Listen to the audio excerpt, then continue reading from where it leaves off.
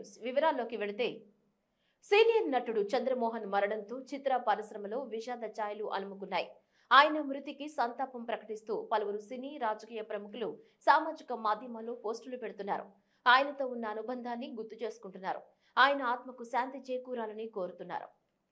రాష్ట్రంలో మైనార్టీల అభివృద్ధి కోసం ప్రభుత్వం పెద్దపీట వేసిందని సీఎం జగన్ తెలిపారు. విజయవాడలో పర్యటిస్తున్న ఆయన minorities welfare day, national education day సందర్భంగా ఇందిరాగాంధీ మున్సిపల్ స్టేడియంలో నిర్వహించిన భారతరత్న మౌలానా అబుల్ కలాం ఆజాద్ జయంతి ఉత్సవాల్లో పాల్గొన్నారు. మైనార్టీలను గత ప్రభుత్వం గాలికొదిలేసిందని, డిప్యూటీ సీఎం హోదాతో మైనార్టీలను తమ ప్రభుత్వం గౌరవిస్తోందన్నారు.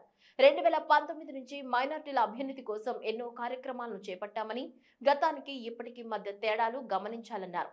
పేద ముస్లింలందరికీ దివంగత నేత వైఎస్ఆర్ రిజర్వేషన్లు అమలు చేశారని గుర్తు చేశారు. 4 మైనార్టీలను ఎమ్మెల్యేలుగా గెలిపించుకున్నామని, మంత్రివర్గంలో సముచిత స్థానం కల్పించామని వివరించారు. ఈరోజు భారత తొలి విద్యాశాఖ మంత్రిగా దేశంలోనే ప్రతిష్టాత్మక విద్యా సంస్థలు స్థాపించిన భారతరత్న మౌలానా అబ్దుల్ కలాం ఆజాద్ గారి జయంతి. భారతదేశ తొలి విద్యాశాఖ మంత్రిగా 1947 నుంచి 1958 వరకు ఆజాద్ గారి సేవలన్నింటినీ కూడా గుర్తు చేసుకుంటూ ఆయన జయంతిని నేషనల్ ఎడ్యుకేషన్ డేగా ఈరోజు మనందరం కూడా జరుపుకుంటా ఉన్నాం. అలాంటి మౌలానా ఆజాద్ గారి జయంతిని మైనారిటీస్ డేగా 2008లో అప్పటి ముఖ్యమంత్రి, మనందరి ప్రియతమ నాయకుడు, దివంగత నేత రాజశేఖర రెడ్డి గారు నాన్నగారు అప్పటిలో తొలిసారిగా ఉమ్మడి ఆంధ్రప్రదేశ్ లో మైనారిటీస్ డేగా ప్రకటించడం కూడా జరిగింది. ఈ రోజు మనం అంతా కూడా సంతోషాల మధ్య జరుపుకుంటూ ముస్లింలలో పేదలందరికీ దేశంలోనే తొలిసారిగా రిజర్వేషన్లు అమలు చేసిన వ్యక్తి ఆ దివంగత నేత, ఆ మహానేత, ప్రియతమ నాయకుడు రాజశేఖర రెడ్డి గారు అని చెప్పడానికి కూడా సంతోషపడతా ఉన్నా. ఈరోజు నాన్నగారు ముస్లిం సోదరుల పట్ల, మైనారిటీల సంక్షేమం పట్ల ఈరోజు నేను గర్వంగా కూడా చెప్తా ఉన్నాను. నాన్నగారు ఒక అడుగు వేస్తే ఆ నాన్నగారి బిడ్డగా, మీ అన్నగా, మీ తమ్ముడిగా నాన్నగారు ఒక అడుగు వేస్తే మీ బిడ్డ 2 అడుగులు వేశాడు అని చెప్పి కూడా సగర్వంగా తెలియజేస్తా ఉన్నాను. ఈ సందర్భంగా ఈరోజు ముస్లిం సోదరులకు రాజకీయ సాధికారత విషయమైతేనేమి, ఆర్థిక సాధికారత విషయమైతేనేమి, సామాజిక సాధికారత విషయమైతేనేమి, మహిళా సాధికారత విషయమైతేనేమి, విద్యా సాధికారత విషయమైతేనేమి, వారికి సంక్షేమం అందించే ఏ విషయం తీసుకున్నా కూడా, ఏ రకంగా కూడా చూసినా కూడా రాష్ట్రంలో మనందరి ప్రభుత్వం వచ్చిన నాటి నుంచి, అంటే 2019 నాటి నుంచి అనేక గొప్ప మార్పులు ఈ రాష్ట్రంలో చోటు చేసుకున్నాయని కూడా చెప్పడానికి గర్వపడతా ఉన్నాను. మీ బిడ్డగా అని కూడా ఈ సందర్భంగా తెలియజేస్తా ఉన్నాను. జర్నలిస్టులకు ఏపీ ప్రభుత్వం గుడ్ న్యూస్ చెప్పింది. ఇళ్ల స్థలాలకు సంబంధించి ఇటీవలే కేబినెట్ లో నిర్ణయం తీసుకోగా తాజాగా ఉత్తర్వులు జారీ చేసింది. ఈ మేరకు అర్హతలకు సంబంధించి మార్గదర్శకాలు వెలువరించింది. ప్రతి జర్నలిస్టుకు 3 సెంట్ల స్థలం ఇవ్వనుంది. 60-40% చెల్లింపు పద్ధతిలో ఇళ్ల స్థలం కేటాయింపు ఉంటుందని పేర్కొంది. స్థలాల కేటాయింపునకు జిల్లా ఇన్ఛార్జ్ మంత్రి కలెక్టర్తో కూడిన కమిటీ ఏర్పాటుకు నిర్ణయిస్తూ సమాచారం, పౌర సంబంధాల శాఖ ఆదేశాలిచ్చింది. ఈ కమిటీలో జర్నలిస్టులకు సభ్యులుగా కూడా అవకాశం కల్పించింది. ఇళ్ల స్థలాల కోసం జర్నలిస్టులు ఆన్లైన్లో దరఖాస్తులు చేయాల్సి ఉంటుంది. ఇందుకోసం ప్రత్యేక వెబ్సైట్ రూపొందించి 45 రోజులుగా దరఖాస్తుల స్వీకరణ ప్రక్రియను పూర్తి చేయాలని ఉత్తర్వుల్లో స్పష్టం చేసింది. బటన్ నొక్కే ముఖ్యమంత్రి జగన్ కి ఓటు అనే బటన్ తో బుద్ధి చెప్పాలని జనసేన పీఏసీ చైర్మన్ నాదెండ్ల మనోహర్ ప్రజలకు పిలుపునిచ్చారు. తెనాలి జనసేన పార్టీ కార్యాలయంలో నియోజకవర్గ మహిళలతో మనోహర్ సమావేశమయ్యారు. ఈ సందర్భంగా మాట్లాడిన ఆయన ప్రజల భవిష్యత్తు కోసమే తెదేపా, జనసేన కలిసి నడుస్తున్నాయని తెలిపారు. భవిష్యత్తులో తెదేపా, జనసేన ఏ కార్యక్రమం చేపట్టినా అది మహిళల అభివృద్ధి కోసమే ఉంటుందని భరోసా ఇచ్చారు. ఈసారి వేసే ఓటు అందరి భవిష్యత్తు కోసం వేయాలని కోరారు. ఏపీ మంత్రి సీదిరి అప్పలరాజు పవన్ కళ్యాణ్ పురంధేశ్వరిపై ఘాటు విమర్శలు చేశారు. జనసేన అధినేత పవన్ కళ్యాణ్ కు రాజకీయ పరిజ్ఞానం లేదన్నారు. పూటకో మాట, రోజుకో నాటకంలా ఆయన వ్యవహరించడం ప్రజలంతా చూస్తున్నారని మండిపడ్డారు. చంద్రబాబు హయాంలో ఆనాడు ఐవైఆర్ కృష్ణారావు రచించిన ఎవరి రాజధాని అమరావతి పుస్తకాన్ని పవన్ ఆవిష్కరించారన్నారు. ఈ రోజు అదే అమరావతి పవన్ కళ్యాణ్ కు ముచ్చటైన వేదికగా కనిపిస్తుందని ప్రశ్నించారు. చంద్రబాబు మీద ఈగ వాలనీయకుండా సొంత కొడుక్కి లేని నొప్పి పవన్ కళ్యాణ్ కి కలుగుతోందన్నారు. జనసేన పార్టీని పవన్ కళ్యాణ్ అమ్మేశాడని ఆ పార్టీ కార్యకర్తలు గుర్తించాలని పిలుపునిచ్చారు.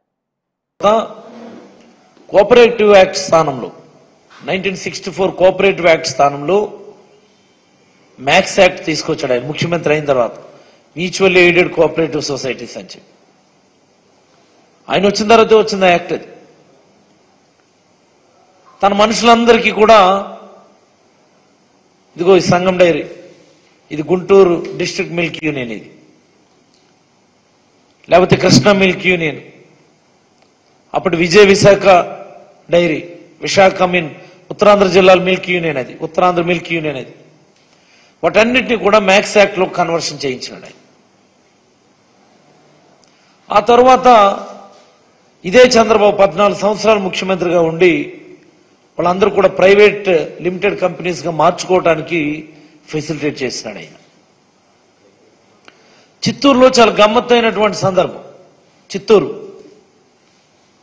మిగతా దగ్గర తన మనుషులకేమో జిల్లా యూనియన్ అధ్యక్షులుగా చేసి మ్యాక్స్ యాక్ట్ కింద మార్చి ప్రైవేట్ లిమిటెడ్ కంపెనీలుగా మారిస్తే, చిత్తూరులో మాత్రం సొంతంగా తనేడు ఒక డైరీ పెట్టుకున్నాడు, హెరిటేజ్ అని.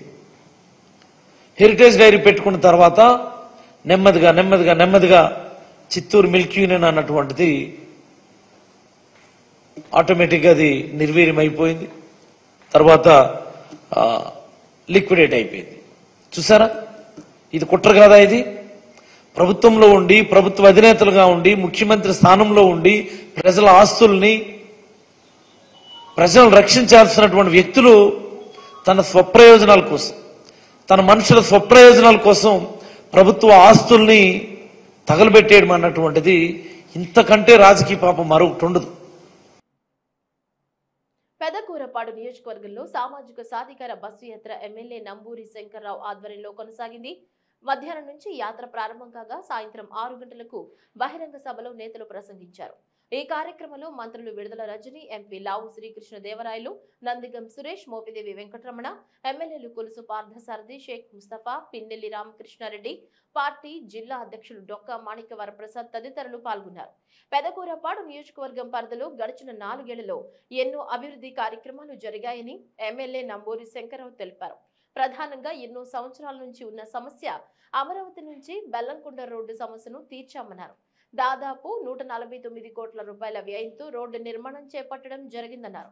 అదేవిధంగా అమరావతి త్వరలోనే మున్సిపాలిటీ చేస్తారని ఎమ్మెల్యే హామీ ఇచ్చారు. ఎన్నికల ముందు ఇచ్చిన ప్రతి హామీని నెరవేర్చుకుంటూ వచ్చామని ఆయన పేర్కొన్నారు. ఇక క్రోసూరు నుంచి జగ్గయ్యపేటను కలుపుతూ ఓ బ్రిడ్జి నిర్మాణం అవసరం కాగా దాన్ని సీఎం జగన్మోహన్ రెడ్డి దృష్టికి తీసుకురాగా వెంటనే 60 కోట్ల రూపాయలు మంజూరు చేయించారన్నారు. గతంలో ఇక్కడ పనిచేసిన టీడీపీ ఎమ్మెల్యే అమరావతి ఆలయ భూములను ఆక్రమించారని, అధికారంలోకి వచ్చిన వెంటనే ఆలయ భూములను పరిరక్షించామన్నారు. సాధికార బస్సు యాత్రకి వేలాదిగా తరలి వచ్చిన సోదరీమణులకి నా హృదయపూర్వక అభినందనలు తెలియజేస్తున్నాను.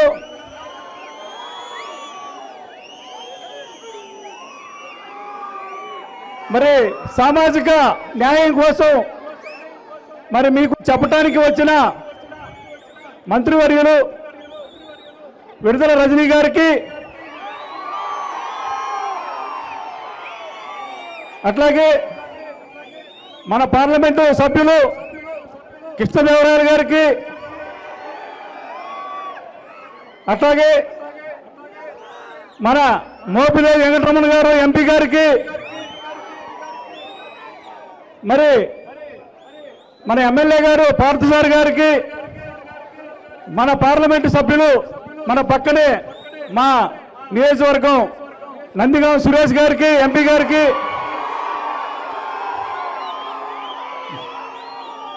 మా తాడికొండ స్థానికుడు గుంటూరు 2 ఎమ్మెల్యే ముస్తఫా గారికి,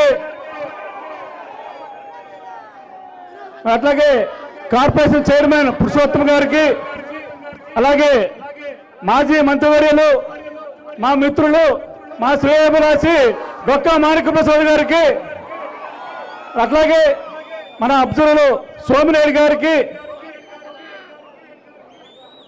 ఇంకా ఆలీ గారు రావాల్సి ఉంది, వస్తున్నారు. మరి ముస్తఫా గారు చెప్పాను, అయిపోయింది. జగన్మోహన్ రెడ్డి గారి పిలుపు మేరకు రథసారథి విజయసాయిరెడ్డి గారి సారథ్యంలో అమరావతిలో ఈరోజు సామాజిక సాధికార బస్సు యాత్ర మరి ఎలా ఉందో మీరు ఒక్కసారి చూశారు. మరి గతంలో ఇదే 5 సంవత్సరాల క్రితం నేను ఇక్కడి నుంచే అమరావతిలో మీటింగ్ పెట్టడం జరిగింది. ఇదే దేవుడు సాక్షిగా మరి నేను వాగ్దానాలు చేయడం జరిగింది. ఆ వాగ్దానాల్లో అన్ని కూడా నెరవేర్చడం గురించి చేశాను. ముఖ్యంగా ఈ ప్రాంత చిరకాల కోరిక అమరావతి నుంచి బెల్లంకొండ రోడ్డు, ఆ రోజు అక్కడి నుంచే నేను ఆ శివుడు సాక్షిగా ఈ శంకరుడు మీకు హామీ ఇచ్చాడు. ఆ రోజు పేద పిల్లలు ఇంగ్లీష్ మీడియంలో చదువుకుని వృద్ధిలోకి రావాలని సీఎం జగన్ సంకల్పం ఎంతో గొప్పదని ఏపీ ఎలక్ట్రానిక్ మీడియా అడ్వైజర్ నటుడు అలీ అన్నారు. సీఎం జగన్ నాయకత్వంలో రాష్ట్రం అన్ని విధాలుగా అభివృద్ధి చెందుతోందని ఆయన పేర్కొన్నారు.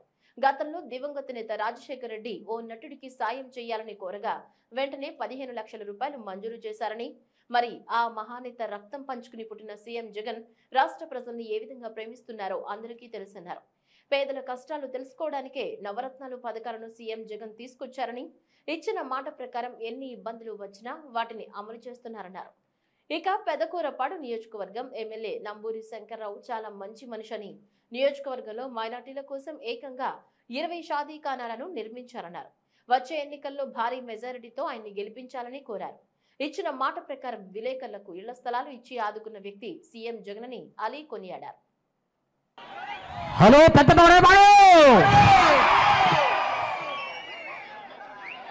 మా నంబూరి శంకర్ అన్న చాలా మంచోడు. ఎంత మంచోడంటే మహా మంచోడు. తనకి ఎన్ని వ్యాపారాలున్నా పెద్ద కొరపాడు అంటే చాలా అభిమానం, చాలా ప్రేమ. ఇక్కడ ప్రజలన్న ప్రేమ, ఈ ఊరన్న ప్రేమ, ఈ నేలన్న ప్రేమ. మరి ఈరోజు ఈ వేదికకి ఎంతోమంది పెద్దోళ్ళు వచ్చి ఉన్నారు. వాళ్ళకి అలాగే పల్నాడు నా అద్భుతమైన ప్రేమ అయిన ప్రజలకి నమస్కారం. అస్సలాము అలైకుం రహమతుల్లాహి వబర్కాతుహు. నేను చాలాసార్లు తెలుగులో మాట్లాడటం విన్నాను, కానీ ఈ వేదిక మీద ఇప్పుడే ఉర్దూ మాట్లాడటం. నెక్స్ట్ ఈవిడ అక్కడ కూడా ఢిల్లీలో కూడా వెళ్ళిపోవచ్చు. మన టార్గెట్ అదే. శంకర్ అన్న నాకు ఫోన్ చేసి, అలీ గారు, పెదకొరపాడు ఎమ్మెల్యేని, నంబూరు శంకర్రావు నా పేరు, ఇలాగా మీటింగ్ ఉంది, మన మైనార్టీ సోదరులు ఉన్నారు అనగానే, అన్న ఇంకేం మాట్లాడద్దు, వస్తున్నా.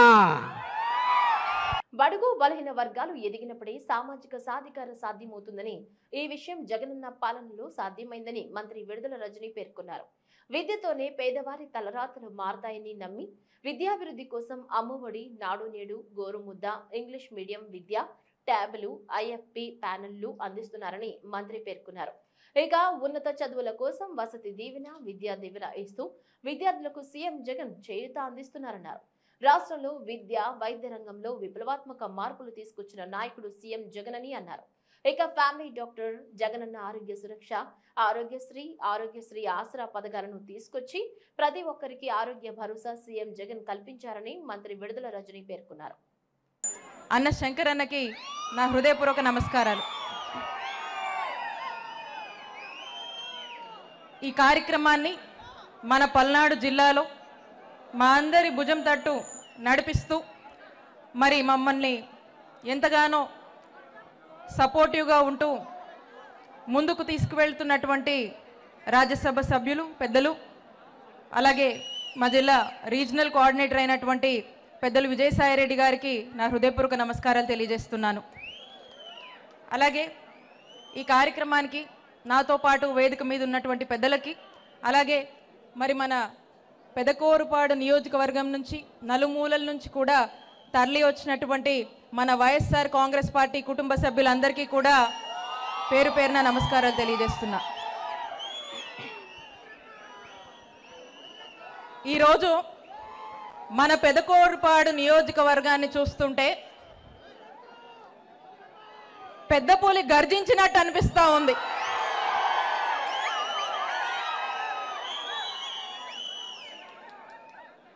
మరి మీ అందరి మాటల్లో జగనన్న అనే నినాదాలు వినిపిస్తుంటే ఖచ్చితంగా ప్రతిపక్షాల గుండెల్లో వణుకు పుడుతుంది.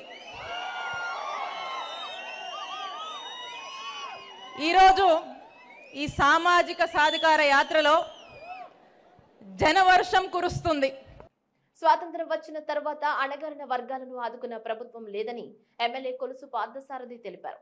పేదలపై సీఎం జగన్ చూపించినట్లు ఇంతటి ప్రేమను ఎవరూ చూపించలేదన్నారు. బీసీ, ఎస్సీ, ఎస్టీ, మైనార్టీలకు రాజకీయంగా అనేక పదవులు ఇచ్చిన వారిని ప్రోత్సహించిన ఏకైక నాయకుడు సీఎం జగన్ అని ఎమ్మెల్యే సారథి తెలిపారు. ప్రజలకు మంచి చేసిన నాయకుడు సీఎం జగన్ కు ప్రతి ఒక్కరి మద్దతు ఉంటుందన్నారు. ఈ పథకాలు నిజంగా ప్రజల్లో ఏమైనా ముద్ర వేస్తున్నాయా లేదా, ఈ పథకాల మూలంగా ఏమైనా ఉపయోగం ఉందా లేదా అని. కానీ దారి పొడుగునా కూడా ప్రతి పేదవాడు చిరునవ్వుతో చేతులు ఊపుతూ ఈ యాత్రను ఆహ్వానించాడంటే జగన్మోహన్ రెడ్డి గారి పరిపాలన ఏ విధంగా ఉందో ఒకసారి ఆలోచన చేసుకోమని చెప్పేసి మనం చేస్తానని శంకర్రావు గారు చెప్తా ఉన్నారు. ఆయన చేసిన అభివృద్ధి కార్యక్రమాలు సీనియర్లమైన మాకే కొంత జెలస్గా ఉంది, తగ్గేదేలే అన్నట్లు శంకర్రావు గారు మరి జగన్మోహన్ రెడ్డి గారిని ఏం మాయ చేశారో తెలియదు, కానీ కొన్ని వందల కోట్ల రూపాయలు అనేక అభివృద్ధి కార్యక్రమాలకు తీసుకొచ్చి మీ అందరి ప్రేమకు పాత్రుడయ్యాడని చెప్పేసి మనం చేస్తాను. నేను గుంటూరులోని గాంధీ పార్క్ పునఃప్రారంభంలో ప్రభుత్వ సలహాదారులు సజ్జల రామకృష్ణారెడ్డి, పార్లమెంట్ సభ్యులు ఆళ్ల అయోధ్య రామిరెడ్డి పాల్గొన్నారు. ఈ సందర్భంగా మాట్లాడుతూ 3 కోట్ల వ్యయంతో ఆధునిక హంగులతో గాంధీ పార్క్ ముస్తాబైందన్నారు. పిల్లల ఆట విడుపు కోసం బొమ్మలు, అనేక రకమైన వస్తువులు ఏర్పాటు చేశామని, 6 ఎకరాల్లో పార్కుని డెవలప్మెంట్ చేశామన్నారు. పిల్లలకు ఆడుకోవడానికి ఆహ్లాదకరమైన వాతావరణం ఉందన్నారు. నగరాభివృద్ధి ధ్యేయంగా రాష్ట్ర ప్రభుత్వం అడుగులు వేస్తుందని, గుంటూరు ప్రజలు దీన్ని సద్వినియోగం చేసుకోవాలని కోరారు. ఈ కార్యక్రమంలో పలువురు పాల్గొన్నారు. గుంటూరు నగరంలో గాంధీ పార్క్ 6.5 ఎకరాల్లో డెవలప్ చేసిన గాంధీ పార్క్, దీన్ని మొత్తం రీమోడల్ చేసి ఇప్పుడు మారుతున్న దీనికి తగినట్టు పిల్లలకు ఎడ్యుకేటివ్గా ఎక్కువ పిల్లల మీద ఫోకస్తో డెవలప్ చేసిన ఈ పార్కు, ఇక్కడ ఉన్న ఏర్పాట్లు ఇవన్నీ చూస్తే చాలా సంతోషంగా ఉంది. ఈ ప్రారంభోత్సవంలో పాల్గొనడం నాకు చాలా ఆనందంగా ఉంది. మామూలుగానే నగర జీవితం చాలా స్పీడ్ ఎక్కువ పెరిగిపోయింది. అందులో లంగ్ స్పేస్ అంటే బ్రీతింగ్ ఇది కూడా తగ్గిపోయిన సమయంలో ఇక్కడ ట్రాప్గా కేవలం ఓన్లీ చెట్లు మాత్రమే కాకుండా పిల్లలు వస్తే వాళ్ళకి ఆడుకోవడానికి ఆహ్లాదకరమైన వాతావరణం క్రియేట్ చేయడం, కుటుంబాలు కానీ తల్లులు పేరెంట్స్తో సహా వస్తే వాళ్లకు అవసరమైన తగిన ఏర్పాట్లు చేయడం, ఇవన్నీ సంతోషంగా ఉంది. ఇలాంటి మిగిలిన నగరాల్లో కూడా అన్ని ఏర్పాట్లు జరుగుతున్నాయి. నగర జీవితం అనేది ఒత్తిడికి బాగా గురైన దగ్గర ఇలాంటి రిలీఫ్ ఇచ్చే ఏర్పాట్లు ఎన్ని జరిగినా కూడా అవన్నీ మన రోజువారీ జీవితంలో మనకు టెన్షన్ తగ్గించేవి. ఏలూరు జిల్లా ప్రముఖ పుణ్యక్షేత్రం ద్వారకా తిరుమల చిన్న వెంకన్న ఆలయంలో ధర్మ ప్రచార మాసోత్సవాల కార్యక్రమం ఘనంగా ప్రారంభించారు. ఈ కార్యక్రమాన్ని దేవాదాయ శాఖ మంత్రి కొట్టు సత్యనారాయణ స్వామివారి ప్రచార రథానికి కొబ్బరికాయ కొట్టి ప్రారంభించారు. ఈ మాసోత్సవాలు వచ్చే నెల 9 వరకు జరగనున్నాయి. ముందుగా మంత్రి కొట్టు సత్యనారాయణ ఆలయానికి చేరుకున్నారు. ఆలయ అధికారులు ఆయనకు పూర్ణ కుంభ స్వాగతం పలికి ప్రత్యేక దర్శనం ఏర్పాటు చేశారు. స్వామి అమ్మవార్లను దర్శించి ఆయన ప్రత్యేక పూజలు నిర్వహించారు. అనంతరం వేద పండితులు ఆయనకు వేద ఆశీర్వచనం పలికి స్వామివారి తీర్థ ప్రసాదాలు అందించారు. అలాగే ఆలయానికి సంబంధించి శేషాచల కొండపై 20.47 కోట్లతో ఆలయ అభివృద్ధి కార్యక్రమాలకు మంత్రి కొట్టు సత్యనారాయణ ప్రారంభోత్సవాలు శంకుస్థాపనలు చేశారు. 5.32 కోట్లతో నిర్మించిన MW సోలార్ ప్లాంట్ ను ప్రారంభించారు. ప్రతి గ్రామంలో హిందూ ధర్మాన్ని ప్రజలకు వివరించడమే ధర్మ ప్రచారం లక్ష్యమని, అన్నవరం, శ్రీకాళహస్తి, కాణిపాకంలో ఇప్పటికే ధర్మ ప్రచారం మాసోత్సవాలు నిర్వహించామని, సీఎం జగన్మోహన్ రెడ్డి హిందూ ధర్మ ప్రచారానికి సహకరిస్తున్నారని, రాష్ట్రంలో 6 టెంపుల్స్ లో ధర్మ ప్రచార వారోత్సవాలు కూడా నిర్వహిస్తున్నామని ఆయన అన్నారు. ఈ వార్తలు ఇంతటితో సమాప్తం. తిరిగి మరొక బిడ్డల్లో మళ్ళీ కలుసుకుందాం. అందరికీ సెలవు. నమస్కారం.